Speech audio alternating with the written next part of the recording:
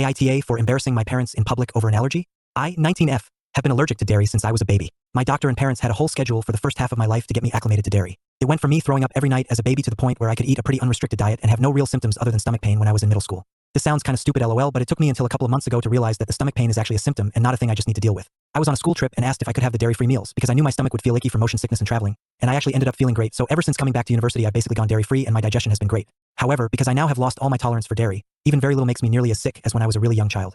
I've told my parents this and they basically said, do whatever you want at school, but we didn't spend nearly 2 decades getting you used to dairy just to cut it out now. That's a lot of time wasted. I had to go home recently for a family event that my parents hosted, and we had a big family meal with a lot of extended relatives where nearly everything had dairy. I tried scraping sauce and cheese off of stuff, but I ingested some anyway clearly because I felt gross and spent a lot of time in the bathroom. At one point my mother got annoyed at me for leaving the table so much. I was leaving a lot, and said kind of angrily, why are you being so rude at this event? This annoyed me because I didn't feel I was being rude. I was sick. So I said to her, why don't you take my allergy seriously? You're the reason I've been eating stuff that makes me sick for all my life. The issue is that I think that was kind of harsh of me. My parents do believe I have an allergy, they just also believe they cured it with the diet plan my doctor had me on. And they've told me that they only pursued it because my doctor said it could increase my quality of life to not have an allergy, which, to be fair, when I was on this plan I was able to digest more without getting sick. My stomach just hurt a lot. I feel like I maybe been unnecessarily rude in how I reacted to my mother, and I'm also worried I drew attention to myself that wasn't needed. A lot of my relatives were asking if I was okay after dinner, which was kind of them but really not the focus of the event. Edit.